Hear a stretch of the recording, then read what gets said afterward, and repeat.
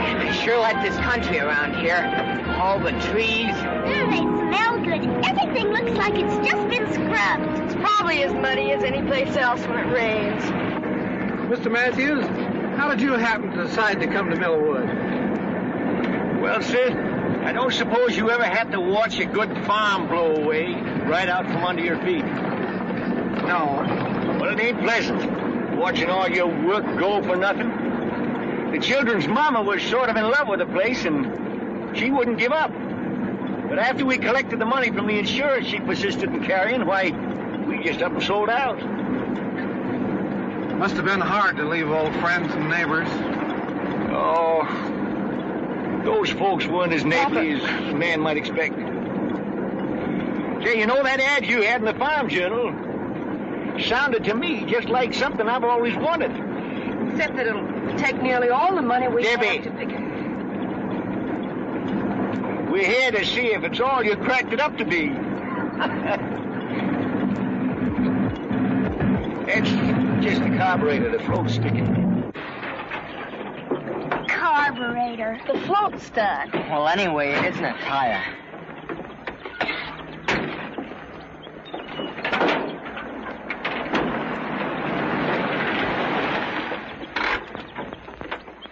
Hiya, Mr. Larkins. You need some help? Well, the motor stopped. Mr. Matthews, this is Davy Barkley, our county agricultural agent. I'm happy to know you, Mr. Matthews. What seems to be the trouble? Oh, the motor cut out all of a sudden.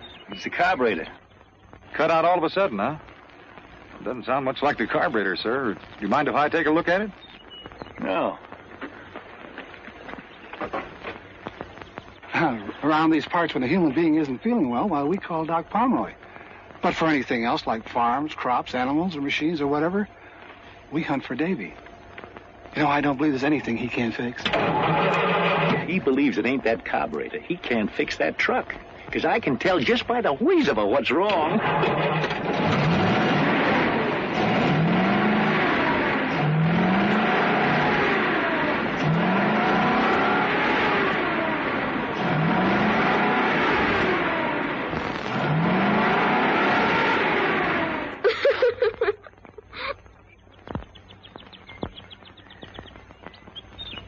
Well, Davy, what'd you find wrong? Nothing. Oh, you mean with the motor? Yeah. Yeah, well, a distributor wire jumped loose. I figured it was that or the carburetor. Well, I'd check it again if you're planning to go very far. Oh, not too far, I hope. I'm showing Mr. Matthews the Brady place. And if it suits him, we'll have some new neighbors. Say, that's fine. It's a good farm, Mr. Matthews. Yeah, that's what Mr. Larkin tells me. But I'll know better when I see it myself. Well, Davy, thanks for your help. Yeah, thanks. I'd like to come by and see you after you get settled, have a talk with you. Sure, Barkley. Anytime. That is, provided we buy. Well, we'll try to make you feel welcome. You do, sir. I'll catch that hood for you. Thanks.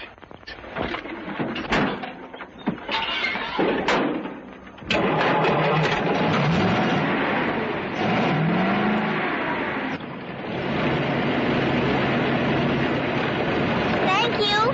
So long, beautiful.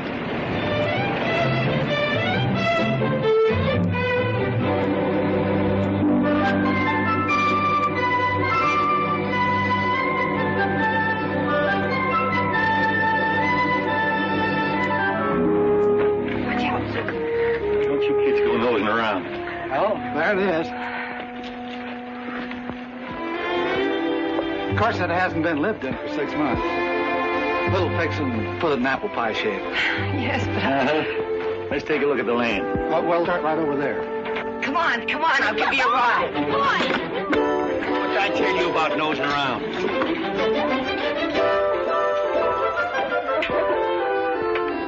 Well, there's your big field. 80 acres. Runs over around behind that barn. There's 10 acres of fine timber on top of that hill. And over and back, it's Catfish Creek. I caught some big ones there when I was a boy. What else you got to show me? Well, there's some nice grazing land I'd like to have you see. Then after that, we could take a look at the buildings and the inside of the house. Fine.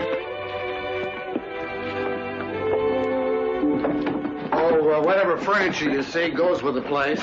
All it needs to make it a home is people. I feel sorry for houses without people in them.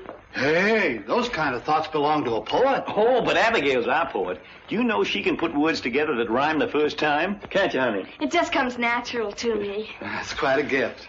Papa, can Mr. Larkin show me the kitchen? I guess so. Why, surely, right this way. There's a range goes with it. Good. Now you got your stove, Debbie. Needs a bit of polish, of course. Yes. Well, what do you think? Also I much think money. it just about fills the bill. But, you know, I'm a great believer in the democratic process. A family, Mr. Larkin, is just like a nation. Everybody in it should have his or her say. Now, I wouldn't think of imposing my will on important decisions that affect all of us. What we do is hold a meeting and vote on things. And whatever the majority rules, that's what we do. I'll show you what I mean. All right, the meeting will come to order. Now, we've seen the farm and the house, and I've told you the terms. Now, I'd like to hear a motion that we buy the place. I make a motion that we buy it. Do I hear a second? I second the motion. No discussions? All those in favor, hold up their right hands.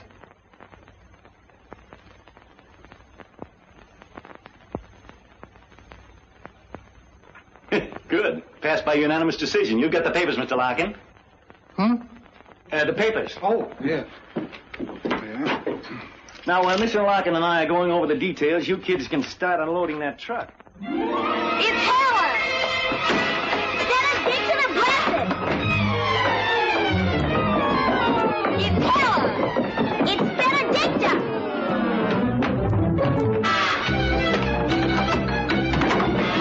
Benedicta! Let me off! Benedicta! Susan, Abigail! Stop that fighting, do you hear? Now what started this one? She wants to get named Helen! Get what named Helen? Benedicta the Blessed! It's gonna be Helen! Susan!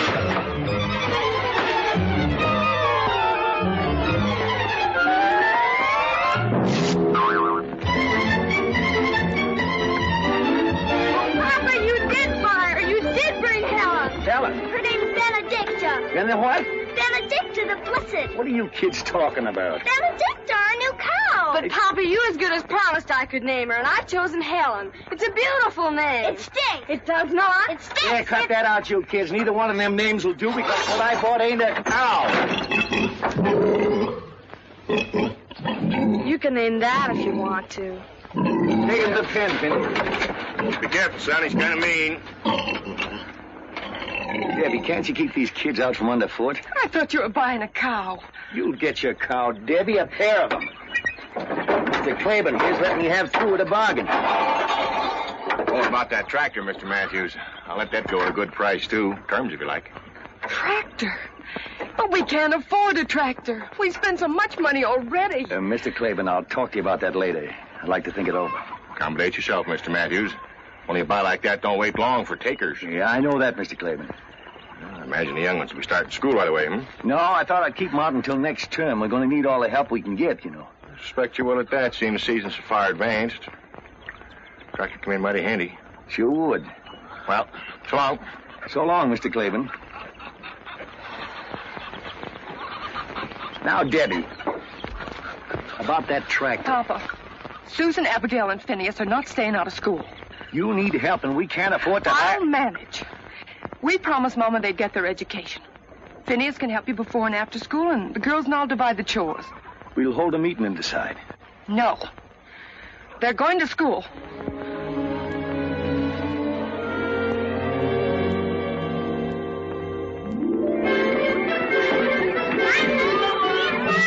Bye, Daddy!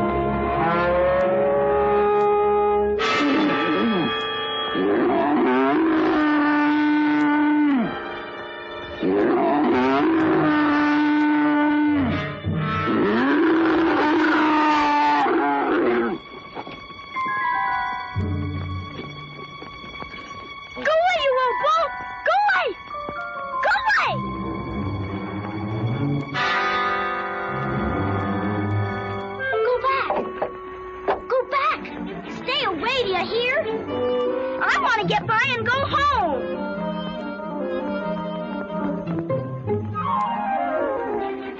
What you doing? Playing tag with Caesar? He likes to play games. Well, you can just chase him about his business, Mr. Smarty. I promised I'd hurry home, and I'm late already, counting Miss Milligan keeping me. So chase him away right now. Well, if you're going to act so bossy about it, I'll leave you right where you are. Take care of her, Caesar. Oh. Oh, I was just teasing. He wouldn't hurt a fly. Look. He's a purebred Angus, imported all the way from Scotland. Come on, scratch him. He likes it. What's the matter? You scared?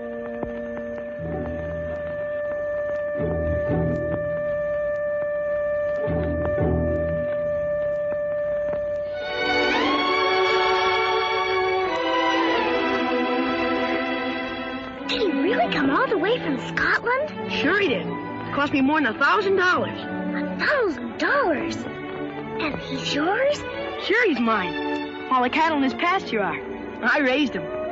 You mean they really belong to your father and he let you pretend they're yours? Well, I mean, no such thing. They are mine. Dad gave me 2 Angus calves for a start. I paid him back a long time ago. Say, you're one of the new kids that just moved around here, aren't you? Yes. What's your name? Susan Matthews, what's yours? Peter Wexford. But everybody calls me Buzz. Why? I don't know. Unless it's because... Because he's got bees in his bonnet. What are you doing here, Jessie? Spying. Brothers are mostly dopey, but interesting. Say, I saw you at school today. Susan, this is my sister Jessie. Jessie thinks I couldn't find my way home without her. You couldn't, you're dopey. And you're an undersized snoop. Well, I can't stand there wasting my time talking to girls.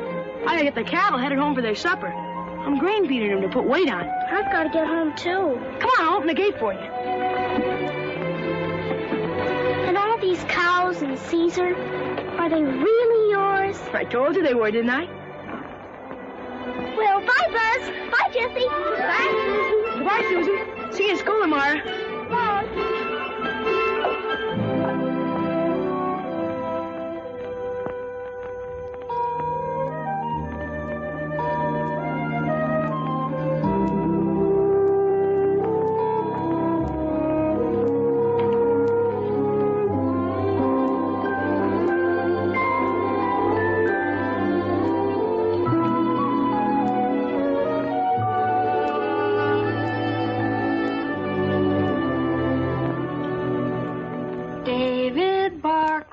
Very handsome. David Barkley is tall and slim. David Barkley is very handsome. Bet the girls all fall for him. What kind of a song is my little girl singing? Something she just made up? What, Papa? That song you're just singing about somebody named David Barkley. Why, I hardly knew that anyone would hear it. But surely you remember David Barkley, Papa. He's the county agent. You know, the man that knew more about your truck than you did. The one that stared so at Deborah. What about him? Why, nothing, Papa. At least nothing that means anything, I'm sure. Well, if it doesn't mean anything that all the girls fall for Mr. Barkley, why don't you tell us what you know? I'm sure we'd all like to hear. I don't know how Abigail would know it, but I think what she wants to tell you is that I met and talked to Mr. Barkley in Millwood today. Henry Larkins told me when he delivered the groceries. It'd be much nicer, Abigail, if when you wish to tell things on the rest of us, if you'd be more straightforward about it. Oh, I don't want to even think what's going to become of us if these suspicions and bickerings keep up.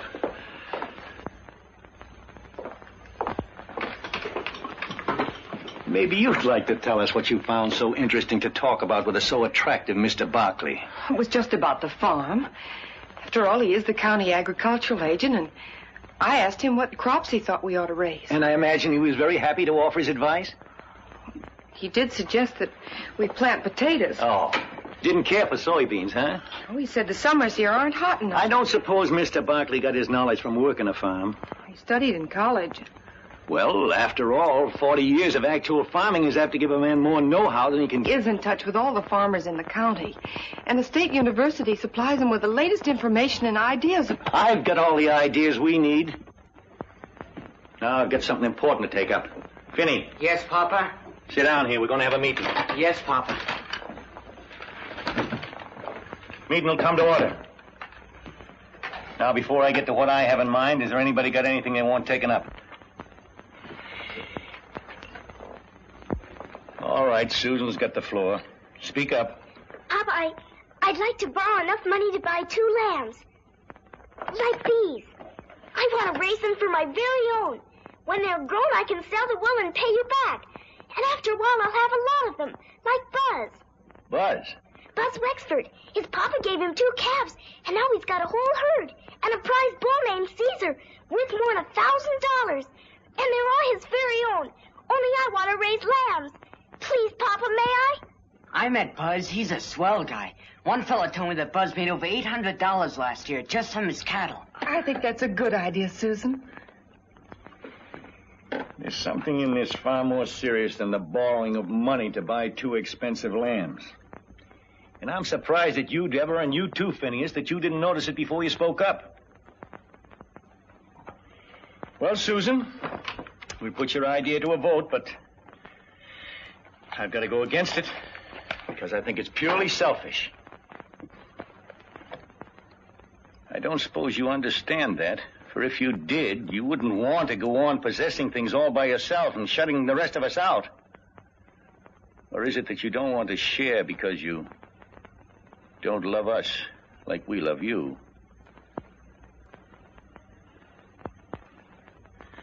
Well, you heard Susan's plan and the discussions about it. Now we'll put it to a vote. All those against? Shouldn't those in favor vote first? What difference does it make? Those against.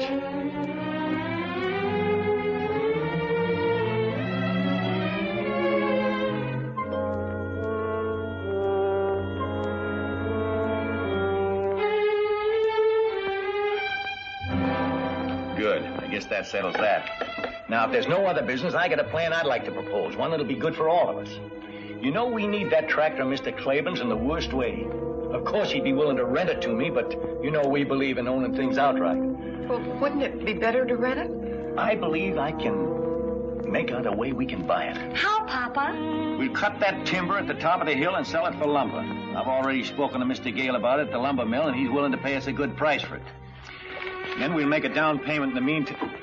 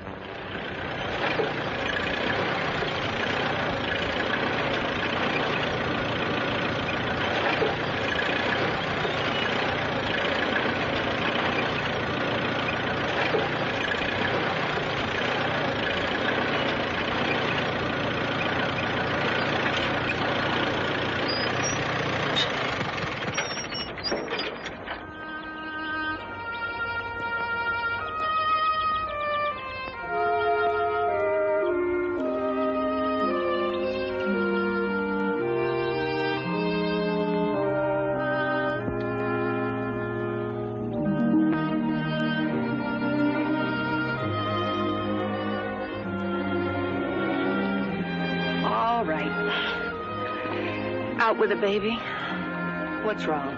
He isn't fair. Papa isn't fair. He got his tractor, but I didn't want those lambs for my own because I don't love all of you. I wanted them because I think I can help you say why. It's because you want to be an individual. And to prove that you are one, you got to do something all by yourself. To own something that's wholly yours. Is that wrong? I don't think so. But how'll I ever be able to do anything like that? Abigail always votes the way Papa does. And if Papa even looks at Finney, Finney gets too scared to vote against him. Well, It's sort of like fighting a pillow, honey. You can't win. You dent it in one place and it just fills out in another. All you do is exhaust yourself. I found that out. But who knows what can happen tomorrow? I got work to do. Want to ride with me?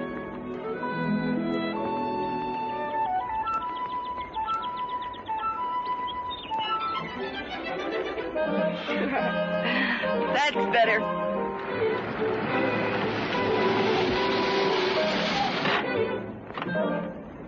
Hello. Hello, Mr. Barkley. Hello. How are you, Susan? Fine. I hate to do this. Miss Matthews, with the power vested in me by the United States government, I must ask you to keep an eye on this young woman. Why, Mr. Barkley, what do you mean? I mean that a certain young farmer named Buzz Wexford found your sister trespassing in his pasture and frightening his prize bull, Caesar. No. So that since that day, neither he nor Caesar have been quite the same. That's a big fib. Susan, here's something I want you to look over.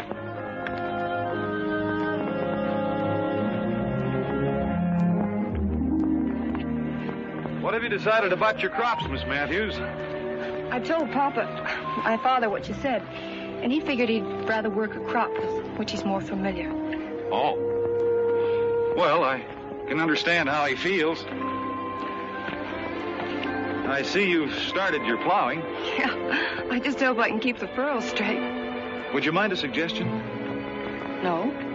The furrows would be more effective in holding water and preventing erosion if they were run across the field. The one bad place on your farm is that hill. There's a soil condition up there that should be protected by some drainage ditches. What kind of soil condition? An old fault runs across the top. The water seeping into it might tend to loosen the front of the hill. You mean that the whole face of that cliff could fall onto our farm? Well, it's really... Well, Mr. Larkins never told us about that. I doubt if he knows it. It's an old fault. There's no active danger with the trees and their roots to hold the soil. But Papa's cutting down the trees. Mr. Barkley, would you mind telling my father about this? By all means, I certainly think you should know about it. He's up on the hill now.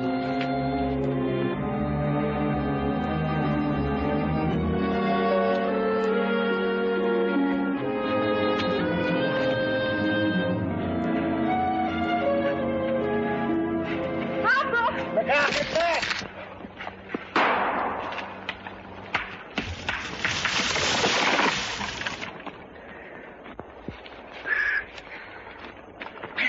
You remember Mr. Barkley? Oh, yeah. What's on your mind, Barkley? It's about these trees, Mr. Matthews. I'd suggest you leave them standing, sir. I expect you county agents have got to make some sort of suggestion in order to hold your jobs.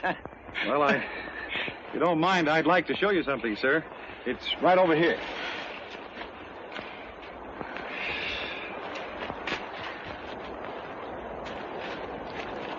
Look at this, Mr. Matthews.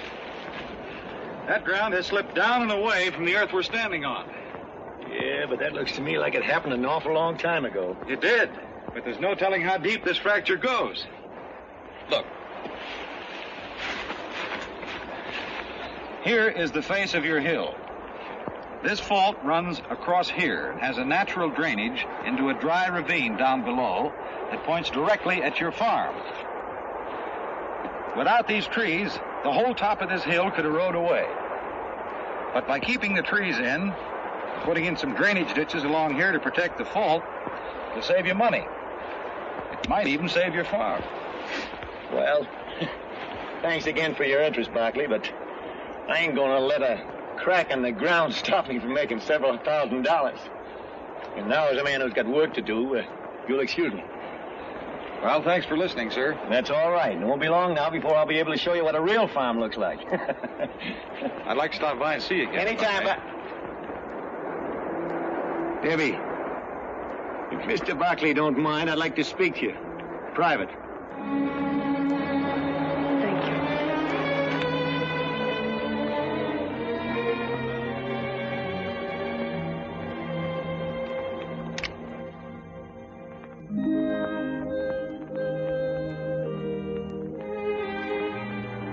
Mr. Barkley! Mr. Barkley!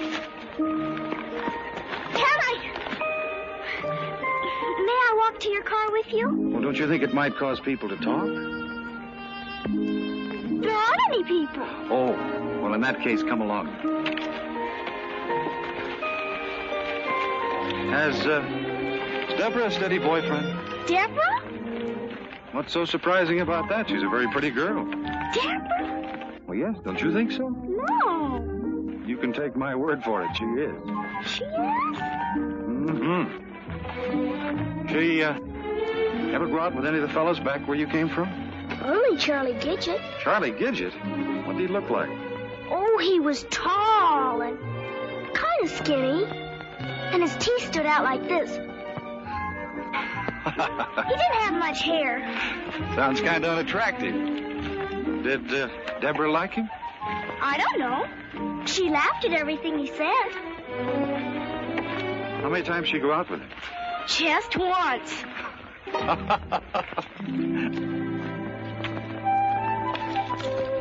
Well, Susan, thanks for accompanying me.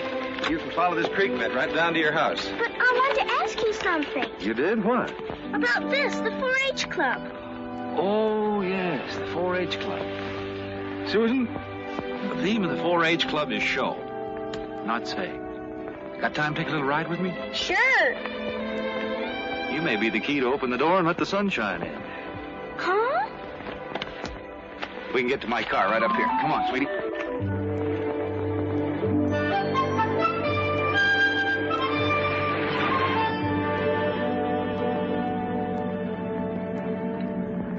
That's a funny name for a club.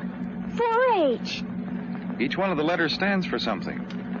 The first H stands for head, the second for heart, the third hands, and the fourth health. And the 4-leaf clover is for good luck. I think 4-H club members make their own luck. Can people do that? Sure, if they use their heads, hearts, and hands. You see, Susan, the 4-H club was started for kids just like you, to help them learn better methods of farming and homemaking, so that when they grow up and have farms and homes of their own, they'd know how to run them successfully. As county agent, it's part of my job to help the club members with their projects. Huh? Each member has a project, a piece of work that he plans and carries through all by himself. Oh.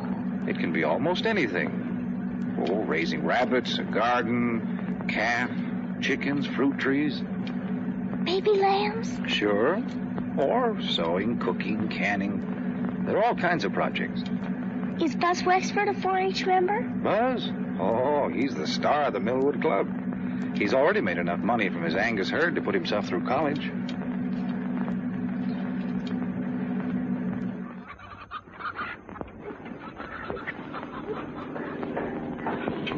They look fine, Del.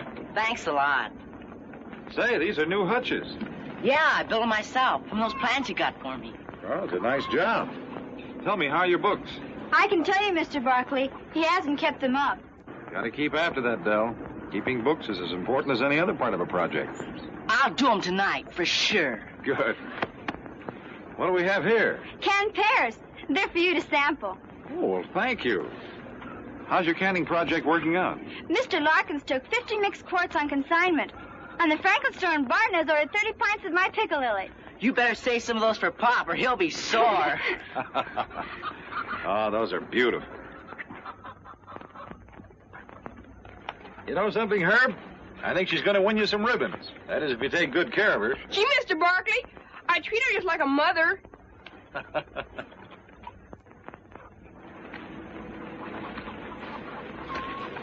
Did you get the lime I suggested, Roberta? Yes, and I used the proportions you gave me. Does my garden look good enough to win an award? Well, Later, I mean. it probably will if you work like the Dickens. Oh, I don't mind doing that. You see, this is mine. It's something I've done all by myself. The things you create for yourself always give it the most satisfaction. And you've got the makings of a fine garden. Mom and Dad are so glad you talked me into joining 4-H, Mr. Barkley.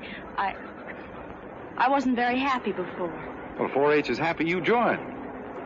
Susan, there's one more place I thought we might stop. Benny Tilton's project's raising sheep. He's got a couple of fine lambs I promised to look at. No, I don't want to see them. I want to go home. Please. Okay, sis.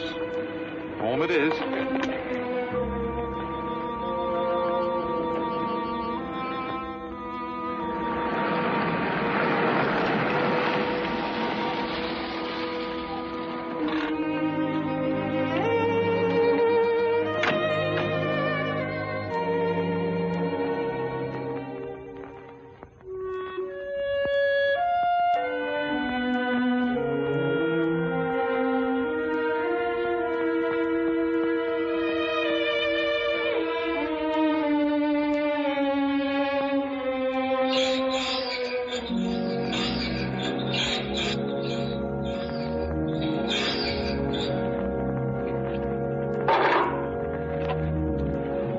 Matthews, I'd like... About the furrows, Mr. Barkley, my It's not about the furrows. We're having a dance in town Saturday night, and I wondered if you'd like to go with me. I'm afraid that'd be impossible.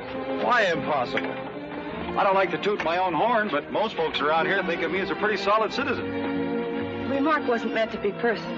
My invitation was... It's just that social activities don't interest me. Wait a minute. I'm not speaking now as county agent. This will be a purely personal observation. You're a coward. Your father, who's probably ruined several farms and is setting out to ruin this one, seems bent on ruining his family as well. Don't interrupt me. I just brought Susan back from showing her some of the work being done by the 4-H clubs. She pretended she didn't like the idea. For the same reason that you just turned down my dance invitation. Because you're both afraid of your father. Some excuse for Susan. She's just a little girl. But there's no excuse for your quitting without putting up a fight, except cowardice. Mr. Barkley, if you don't get off this property right away, I'll run you off with this tractor. You haven't got the gumption, Miss Matthews.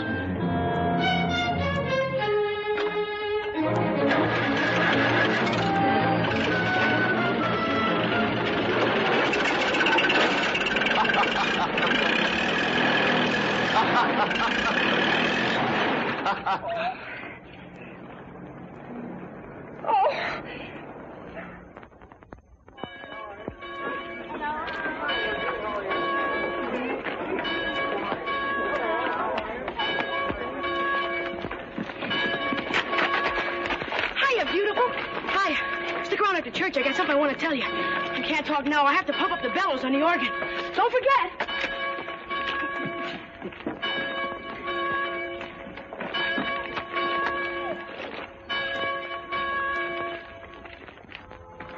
Well, the Matthews. Good morning, Mr. Larkin. Miss Matthews, Mr. Matthews. How are you? We thought we'd try you out and see what kind of a breech you got. Welcome to our church. It's a nice church, Mr. Larkin. Yeah. It looks friendly. We mean it to be. Our Reverend Benton is less given to preaching at us than talking to us. We like it that way. I'll show you to a seat.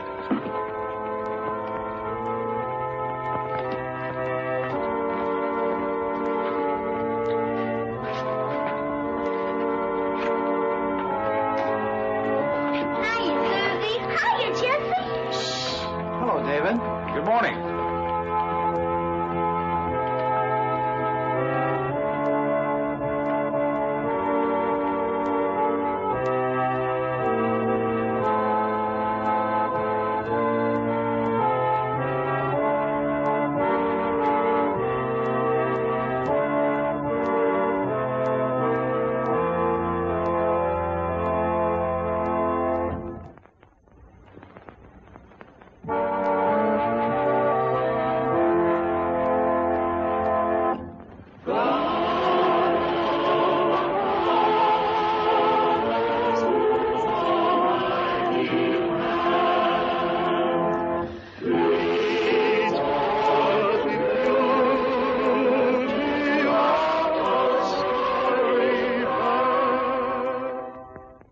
My sermon today is inspired by the story of Moses and the promise that God made to him.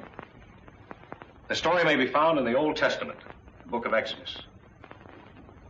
The promise was that if Moses and the Israelites, who were suffering cruelties and slavery at the hands of the Egyptians, would but have faith, God would show Moses how to lead them out of their bondage into a land of milk and honey.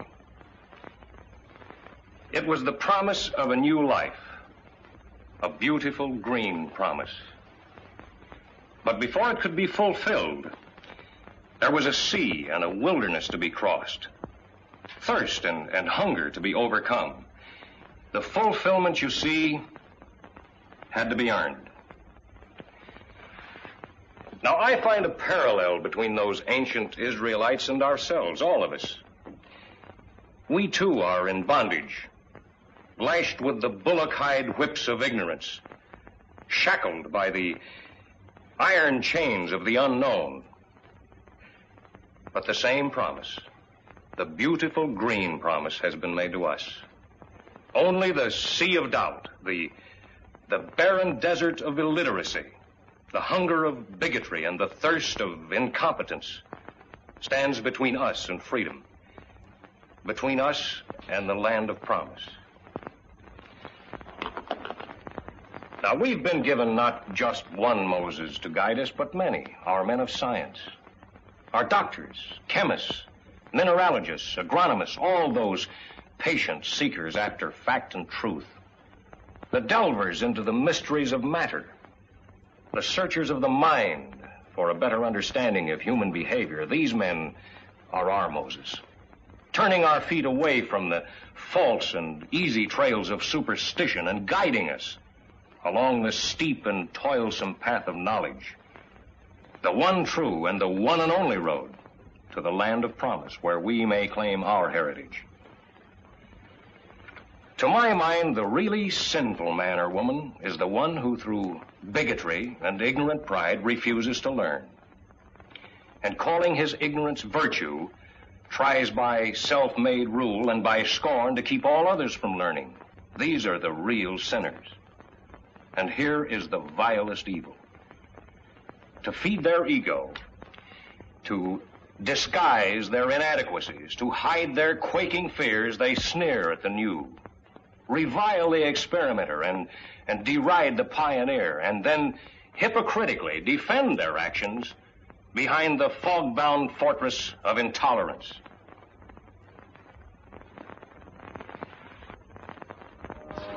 Mr. Matthews. Enjoyed your sermon, Reverend. It was a fine talk. Made sense. Thank you, Mr. Matthews. I'm glad you could accept my invitation to attend our service. I'll see you all again next Sunday, I hope. Oh, we'll be here. We're a church-going family. Papa, we must hurry. Come along, Abigail. Young man? Excuse me. Surely.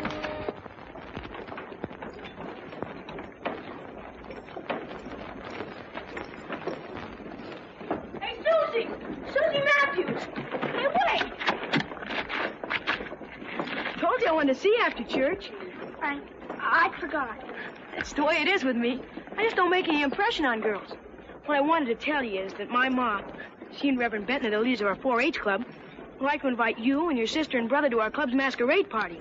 Of course, the party's about 5 weeks away, but I thought I'd better speak early before you met some better-looking guy. Is it a date? I know he's kind of homely, but please say yes, or he'll have to invite some awful-looking pill. Besides, Mother said I could serve some of my drop biscuits. Oh, no, not those. I dropped one once and like to broke my foot. He likes to exaggerate. If you let go of one of my biscuits, it'll just float in the air. How about it, Susie? Will you come? They'd be very happy to come to your party, Buzz. And thank your mother for the invitation. Good. There'll be a swell gang there, and I'll make it a personal project to see you have a good time, cutie. You ought to wear those things, Butterfingers.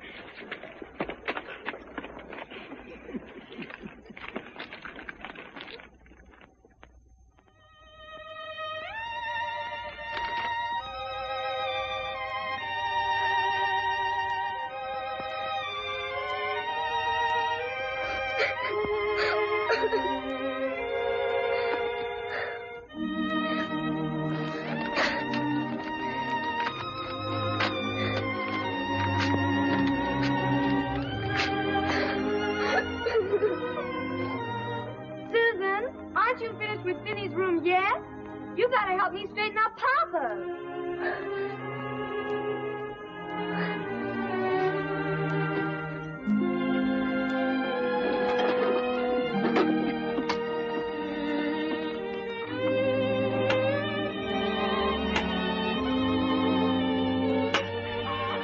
Hey, what you doing with my fishing tackle?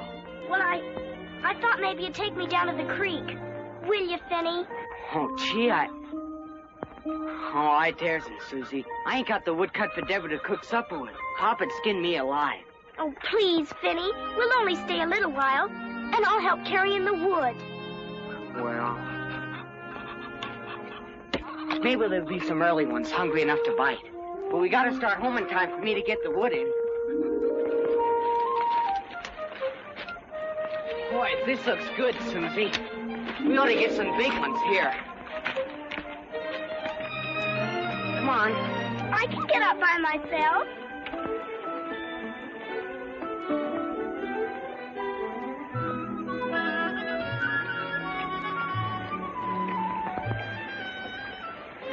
Oh, this is swell. Hand me the worms.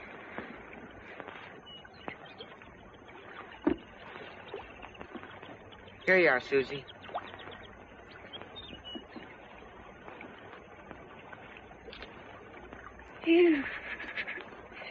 I'll do it for you. No. It isn't fair to let others do an unpleasant thing you can do for yourself. Just because it's unpleasant.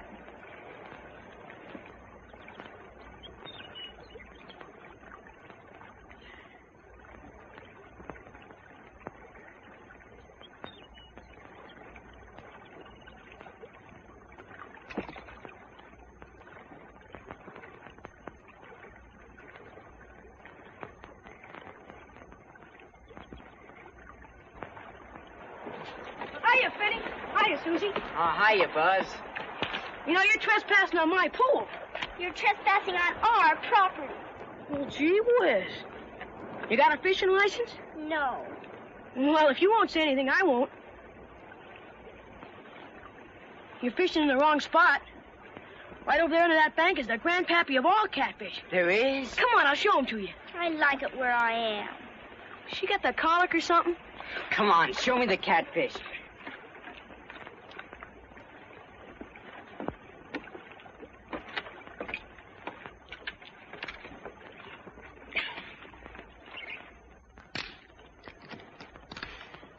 What is it, Buzz? It's Jessie.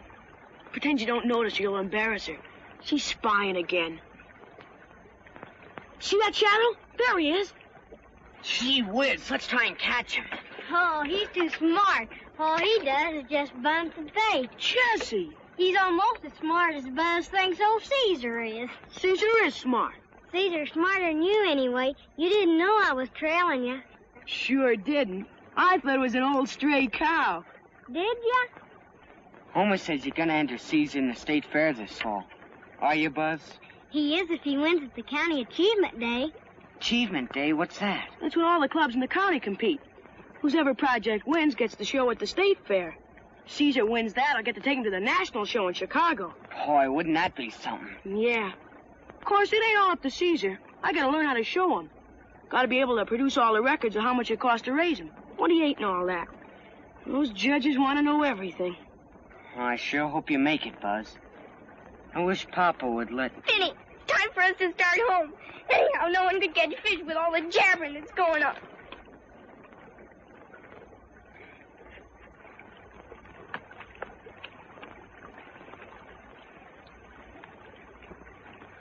Now you did it. Did what? Only a woman would understand. Oh, shut up.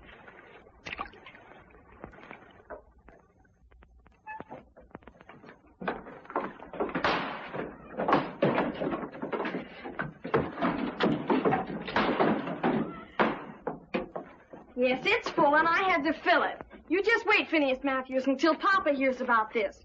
He'll probably give you a good whipping. But, Abby, it wasn't Finny's fault. I made him go. Explain that to Papa. You're gonna get it. Listen, Abby, if you won't tell Papa, I'll give you a new Indian bracelet I just made. Let me see it first. It's upstairs. Come on.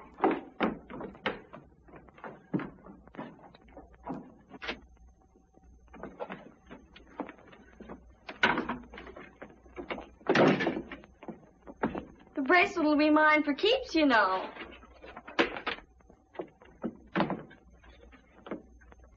You give me me that, you nasty little snoop.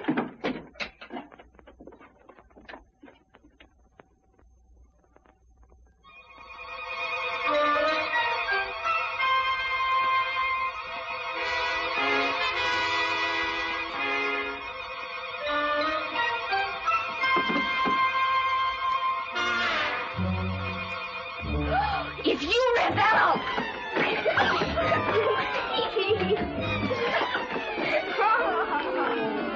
You'll give me that or you'll be sorry. I won't be the one who's sorry after Papa sees this misformed device.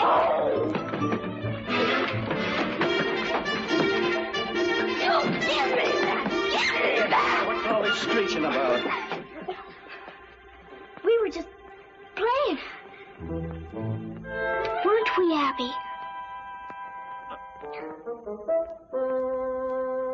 Why, yes, Papa. We were just playing. Well, I guess two healthy girls are going to make a little noise, but hold it down, huh? I'll go with you, Papa. There's something I want to show you. What? What a fine pile of wood Vinny cut for Deborah.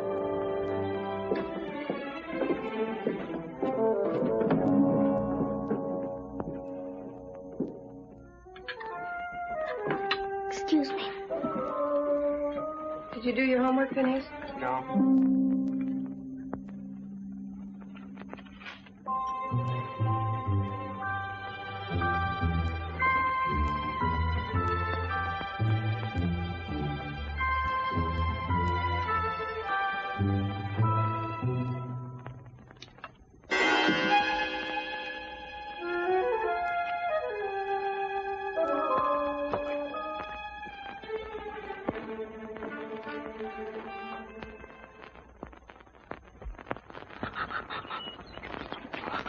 I wonder whose car that is.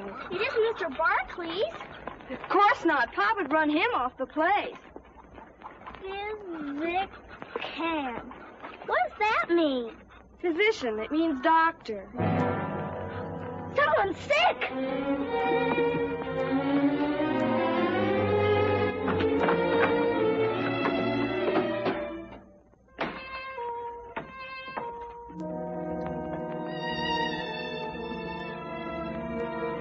Deborah's.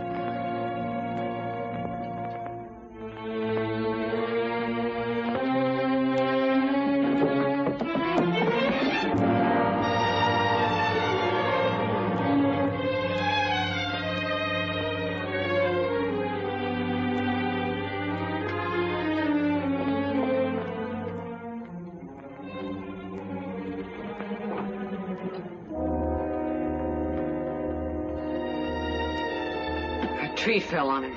Oh, Papa! Abby, be careful. He has 2 bad leg fractures and a nasty cut on his head. I'm afraid he'll be laid up for some time.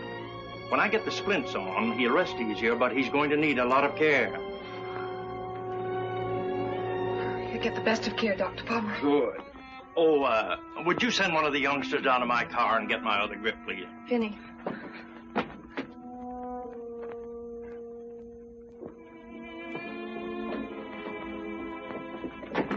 How's Papa?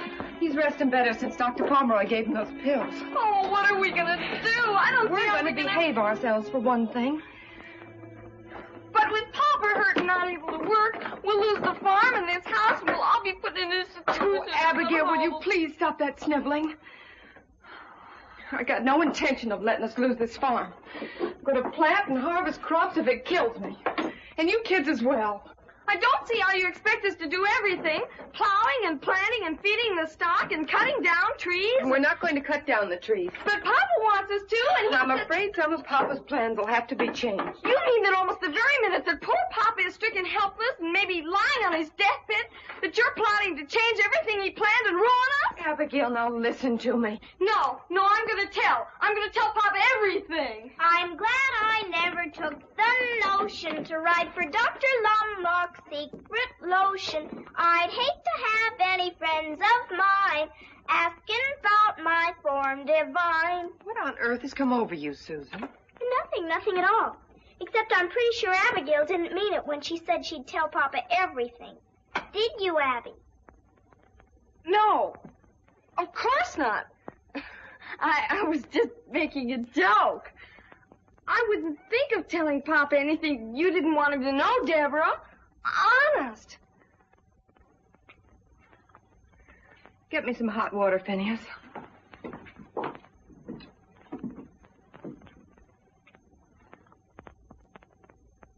Of course, the children are in school, but they do help with the chores. So, as far as my father and the house go, I think we can manage.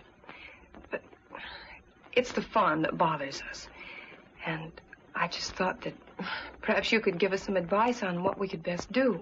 Well, if you could stay for a few minutes, a friend of mine is coming by who knows much more about farming than I do, I'm sure, and I think he'd be glad to help you. But maybe you know him, David Barkley. Oh, yes. I'm terribly sorry. I just remembered I have to go to Millwood before Mr. Larkin closes the store. Closes? Why, you have all afternoon. Mr. Larkins never closes until 6 in the evening. Help! Help! Help!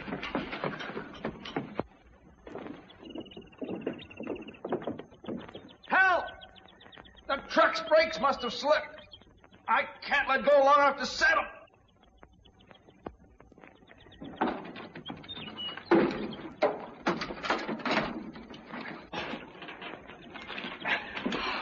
Mr. Barkley, I owe you my life. I couldn't have held out much longer. I can't tell you how sorry I am. I was sure I set the brakes. Forget it, Miss Matthews. But, Mr. Barkley, why didn't this rock hold back the truck? What?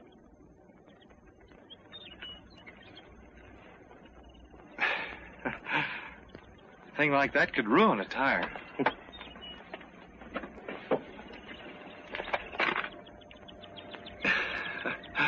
Hello, Susan.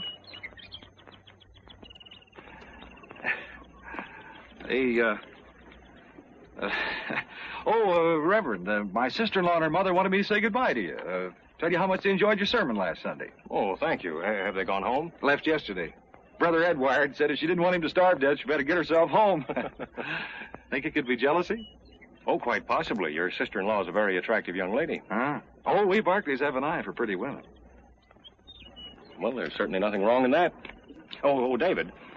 Miss Matthews came by to ask my advice on how best to manage the farm now that her father's laid up, and I told her I thought you were the one really most qualified to help her, and it just occurred to me.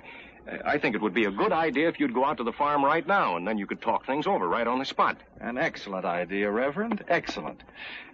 Would you lead the way, Miss Matthews?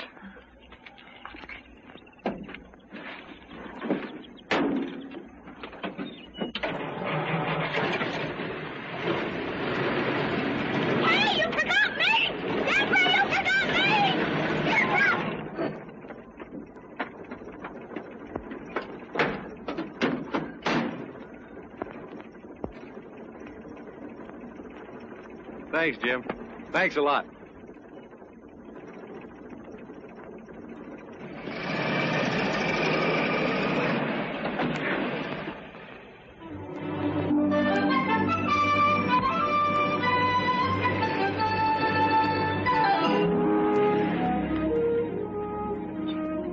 Deborah? Yes?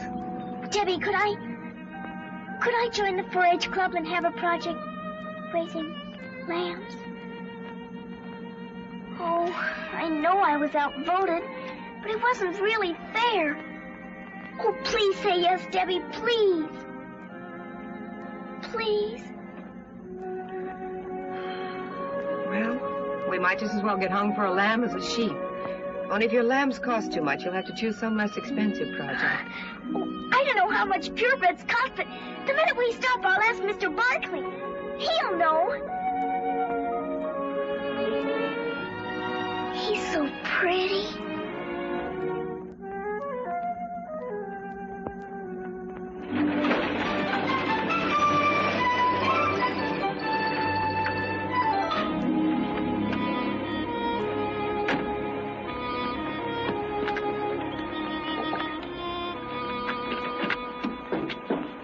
Thank you. There's something I'd like to tell you. Yes? Maybe we'd better talk about the farm first.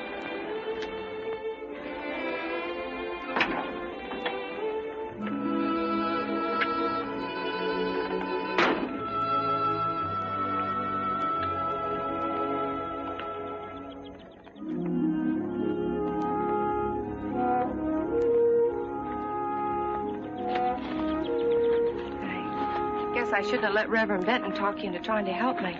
Oh, but he didn't. What I mean is that standing here, I realized how crazy it was my going to him in the first place. Thinking I could handle things all by myself. It would mean a fight. I'm not the coward you think me, Mr. Barkley.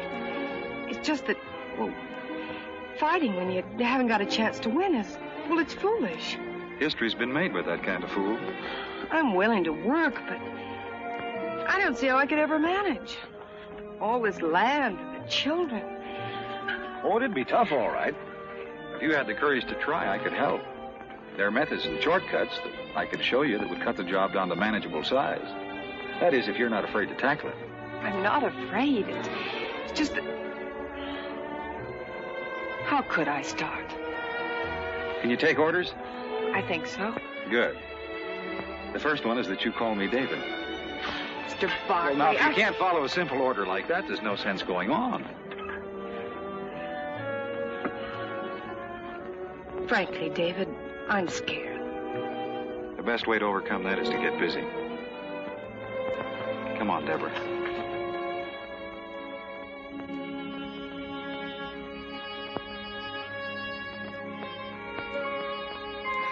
Gee whiz, Abigail.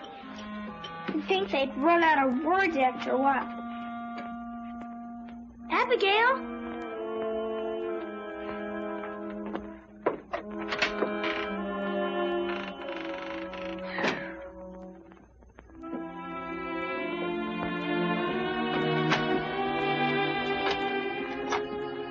Thank you, Abigail.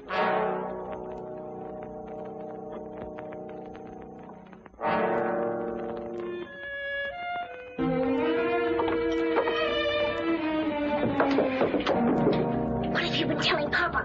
I haven't said a word to him. Cross your heart and hope to die. There, does that satisfy you? Deborah! Deborah, come up here! Deborah, you hear me? Yes? Yes, Papa.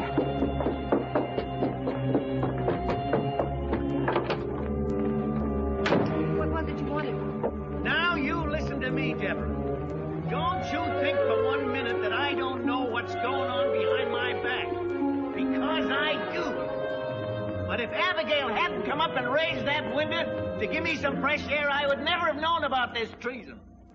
I heard every word you and that book-taught farmer said. You probably prayed that I'd be struck down so as I could try out your crazy schemes. You're a Jezebel, that's what you are, a Jezebel. Oh, you don't care if his insane ideas ruin us and drive your helpless sisters and brother out into the world homeless and... Papa, be quiet. You slept through the sermon when Reverend Benton was describing the sinner who didn't want to learn and who tried to keep everyone else from learning. He might just as well have been describing you. David called me a coward for not standing up to you, and I got angry. Now I realize he was telling the truth. I've made up my mind not to be afraid any longer. Since you can't run this farm, I must. And I intend to run it David's way. Now, if you need anything, you call me.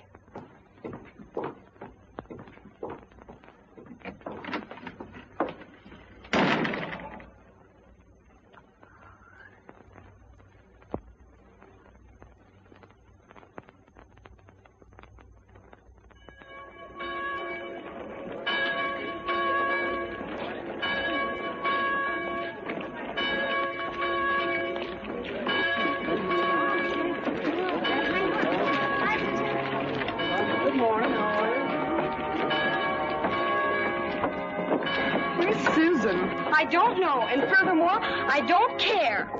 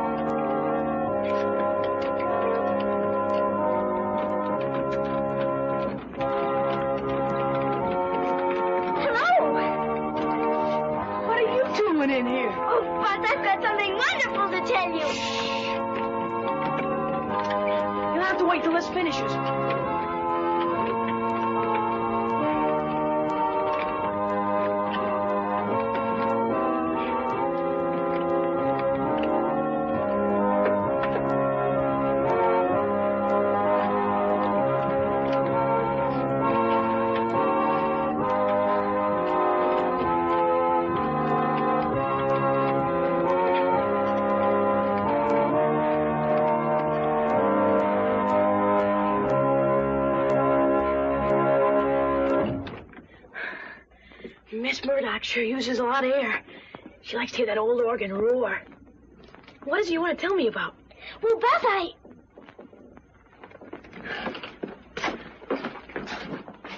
I can join the 4-H. Swell. You'll like it. What are you going to choose for your project? Cook it? No, sheep. Sheep? Deborah said I could buy 2 purebred lambs to raise. That is, if they don't cost too much. Do they, Buzz? Well, they're kind of expensive, Susie. How expensive? Well, real good lambs cost about $30 or $40 apiece. Is that too much? Hey, listen. Maybe you could borrow the money from Mr. Grinstead. Who's he? He owns the bank down at Millwood.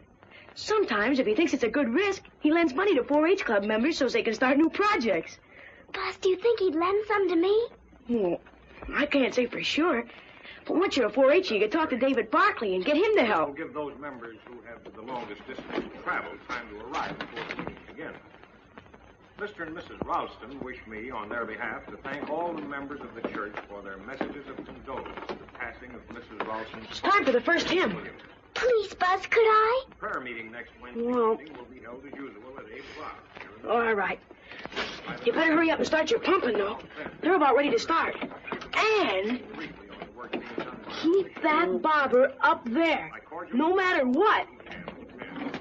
I believe you will find Reverend Billings talk. We'll be happy to hear that church supper held last month.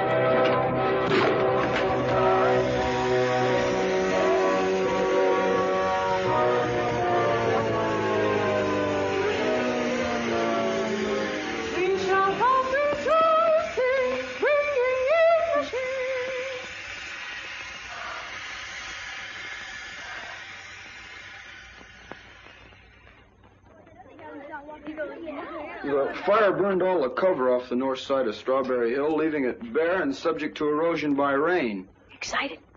The Committee on Soil Erosion had planned to replant it with oats or barley, but we'd appreciate the county agent's advice. Thank you, Joe. I've had some information from the state director at the university about a new cover grass. The department would like to make some field experiments, so if the committee agrees, I'll send enough seed to replant the hill. The grass is a rapid grower and has a deep root system. Miss Susan Matthews.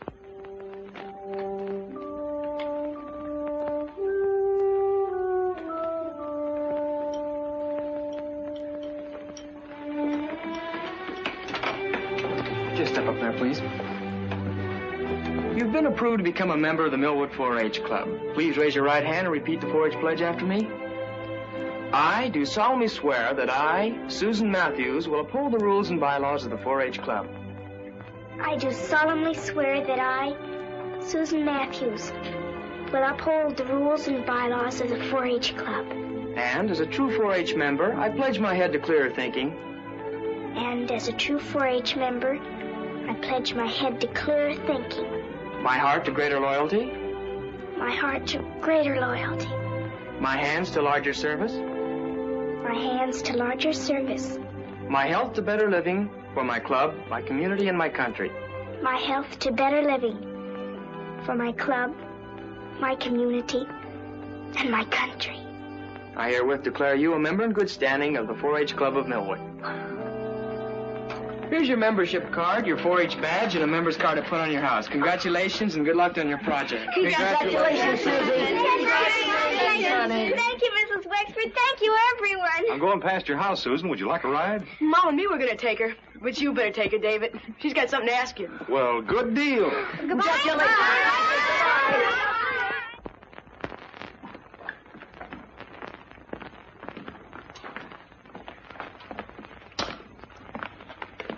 Good morning, Mr. Grinstead.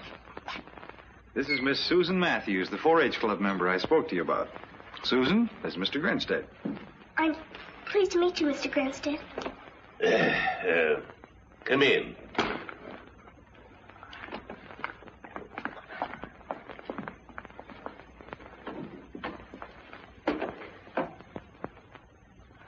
Sit down.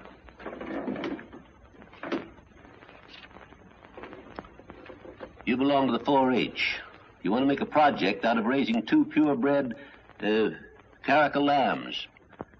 You have no money, no security, but you want to borrow money from my bank. That right? Yes, Mr. Grinstead. How do I know you know anything about raising caracal lambs? They are a very hardy breed of sheep imported to the United States from Boca Jara. Many experiments prove they thrive in this country. Their wool and hides are very valuable and have a ready market. The wool from the grown sheep measures from 8 to 12 inches and weighs from 7 to 9 pounds and is used for rugs, carpets, blankets, and sometimes to make hats. The meat is not considered as good as that of other breeds, but is wholesome, and the milk from the ewes is made into fine cheese. The ewes grow to a weight of 125 to 175 pounds. The rams from 150 to 200 pounds. My brother Phineas has promised to help me build a shed and feeding troughs. I'll raise 2 beautiful lambs, Mr. Grinstead.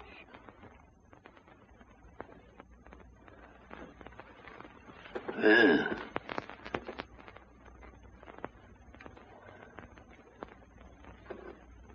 you know what interest is? Yes, it's what you pay for the use of money.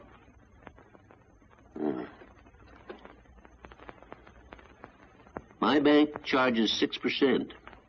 Are you prepared to sign an agreement to pay that for any money you borrow? Yes, Mr. Grinstead.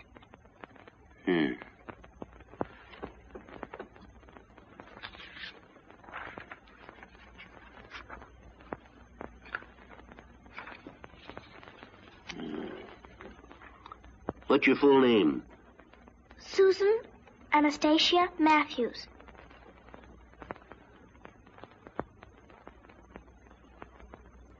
Your address?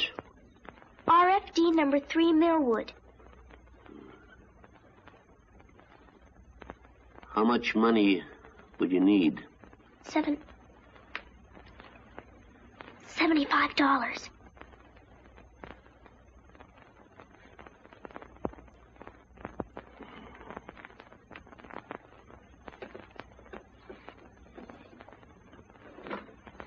Sign here.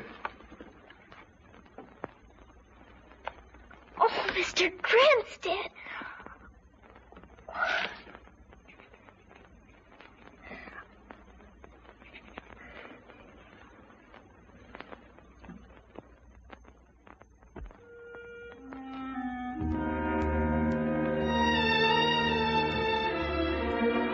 Poppy, you're being very silly about things.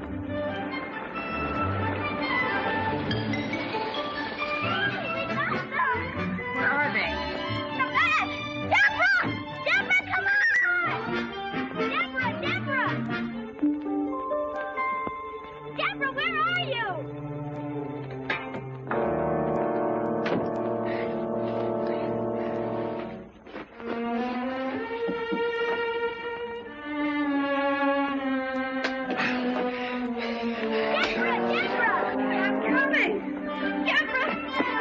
We got them!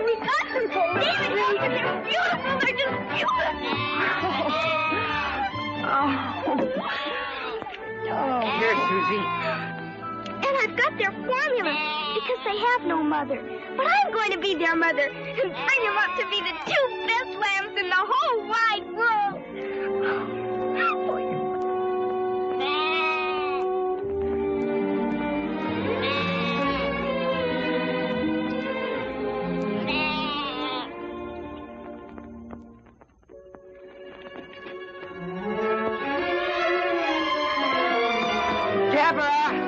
Deborah! Deborah!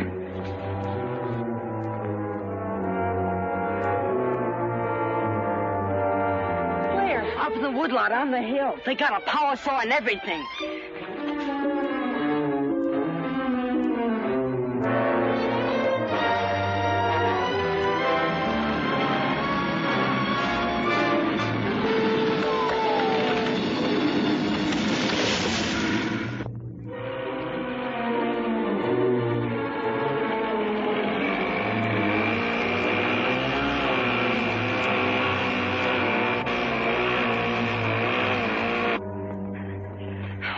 Doing here?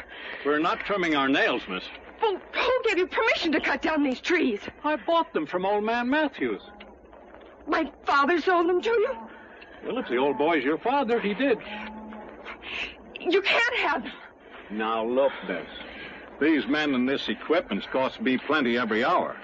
Now, if your old man wants to change his mind, he's going to have to pay for that.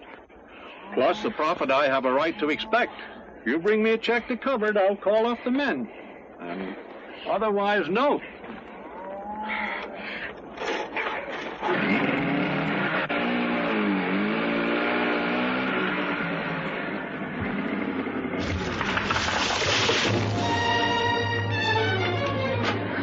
You better stay here, Finney.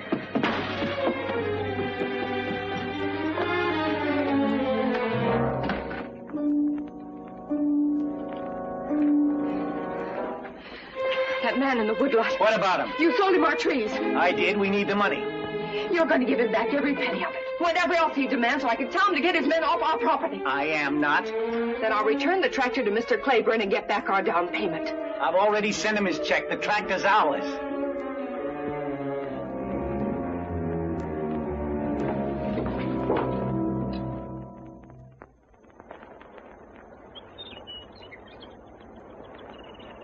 If they just hadn't taken out all the stumps. Papa wanted him to. He planned to put in a vineyard.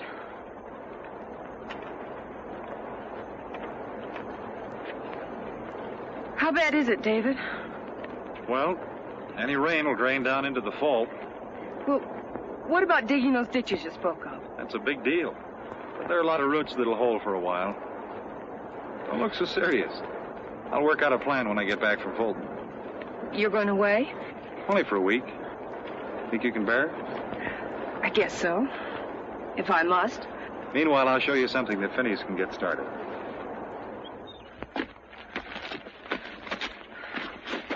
Now, this erosion here funnels water right into the fault.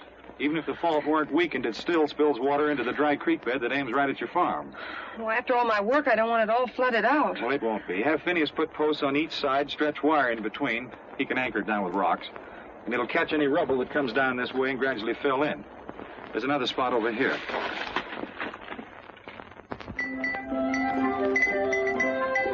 Now, Maurice, hold still and mind me. I'm your mother, you know. How do you expect to win a prize this fall if you don't learn to behave? I'm out here! You're always out with those lambs. Come on in and get your costume fitted, or you won't be ready for Buzz's party tonight. I'm coming. Do you think you can behave yourself while I'm gone? Very well, then. See that you do. I'm coming.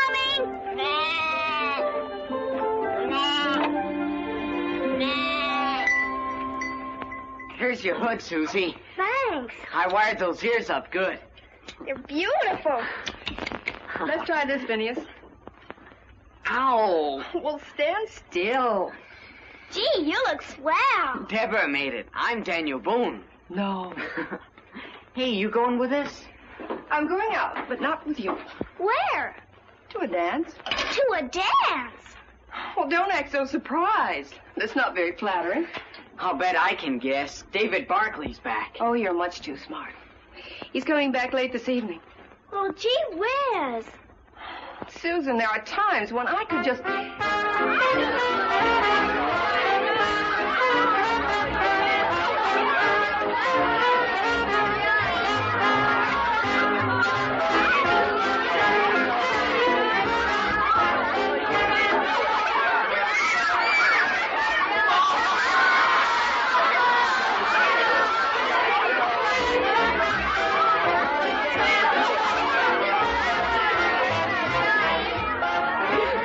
both defeated. Mom says she's a femme fatale. I am not. I'm Liza Harry, the famous international spy.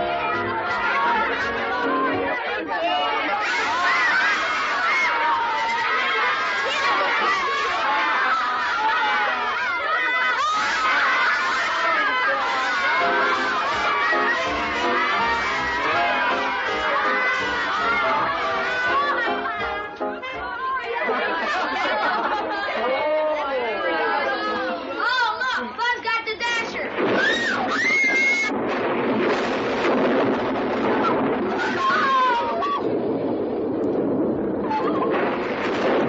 What's the matter, Susie? You're not afraid of a little lightning, are you? No, it isn't that, Buzz. It's what? It's my lambs. They're up in the barnyard. Well, they're in their shed, aren't they? Oh, yes, but What do you want them in your bed? Your lambs are safe. Come on, eat your ice cream. I churned it with my own sweaty little paws. yes, but if I hadn't been spying on him, he'd left out the salt. He's an awful problem. Oh.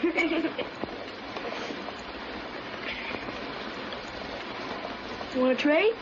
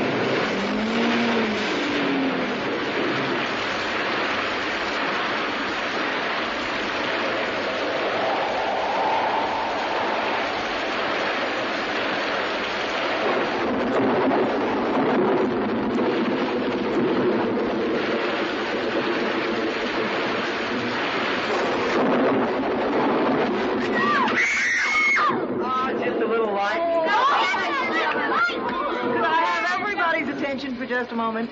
It's storming so hard that Mr. Wexford and I think it's too dangerous for anybody to go home. Oh! He's helping me put up some beds now, and you can all spend the night. Let me show you how to do that. Ladies and gentlemen, Jiggling Jessie will now attempt to juggle the jiggling candle and the jittery match. Or so she says. Please, Vinny. Yeah? We can't stay here. We've got to get home. Oh, but I Susie- never heard Ray like this. If anything should happen to my lambs, Oh, they'll be all right. Please, Vinny. Oh, but Deborah told us to wait for her and David. And, well, you heard what Mrs. Wexford said. All right, Vinny.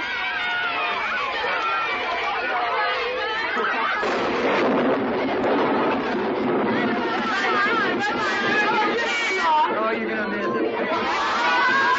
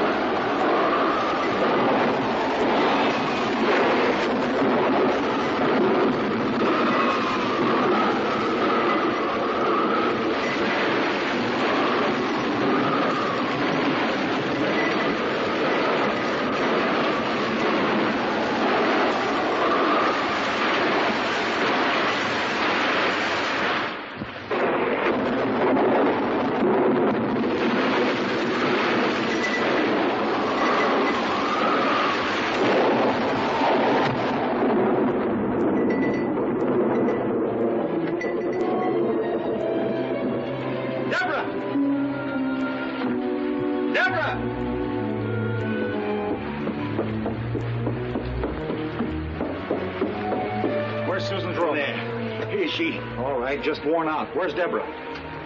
When the barnyard started flooding, she went up on the hill to check some barriers. I'll put Susan to bed and go look for her.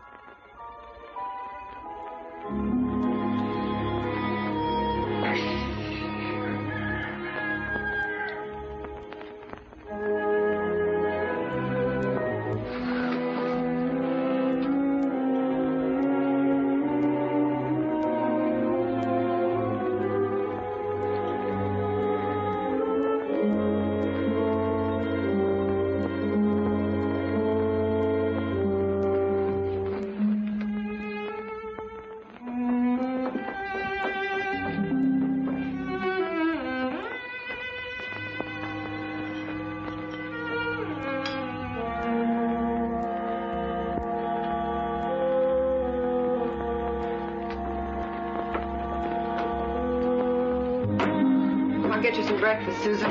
No, thank you. I don't feel like eating. My lambs, are they... Behind the stove, Susan, fat and sassy.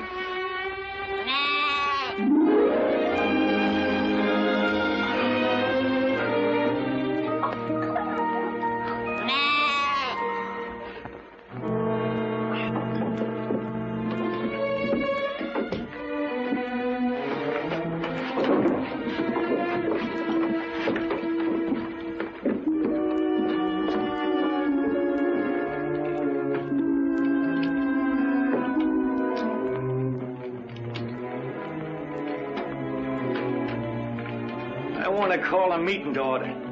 I'll wait outside. You're mixed up in our affairs enough to stay and hear what I've got to say. Sit down, all of you.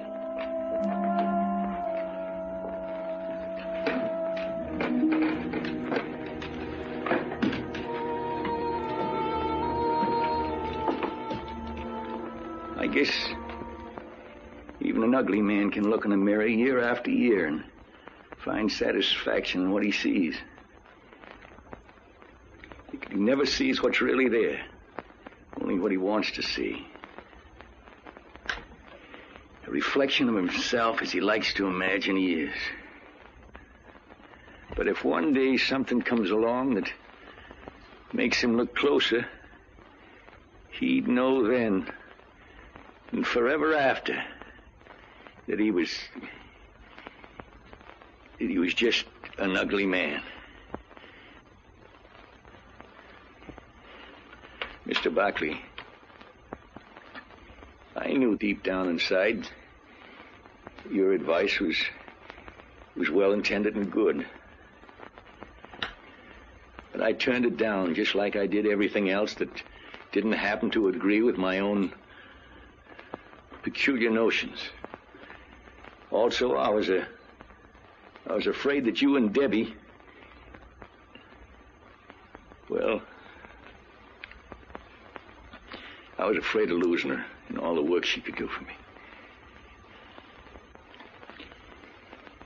I preached the idea of us all working and owning together because I was afraid to compete with others and show up my own lack of ability.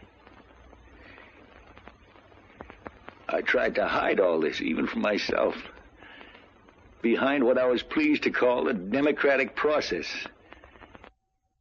That my judgment was bad and my methods unfair, I realize now that it's too late.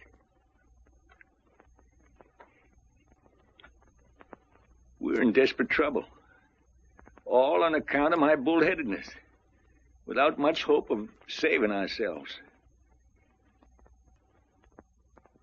But if you children could find it in your hearts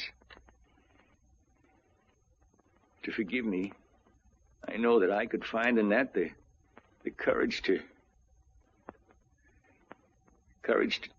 try and make things up to you. We understand, Papa. And don't worry. Everything's going to be all right. Papa.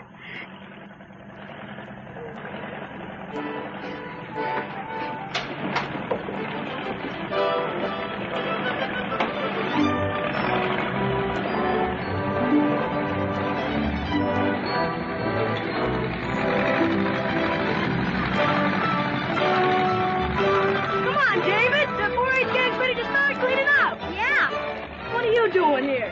Man got eat. I made dishes. We're ruined. You gotta show us where to start. Okay, Buzz, we'll start in the field behind the barn. Coming with me? Yes, David. You guys coming too? Sure. Well, come on, we gotta help. Get down, dead ratchet! Papa, take him right out. No. You know, Susie, I'm beginning to like him. Oh, Papa.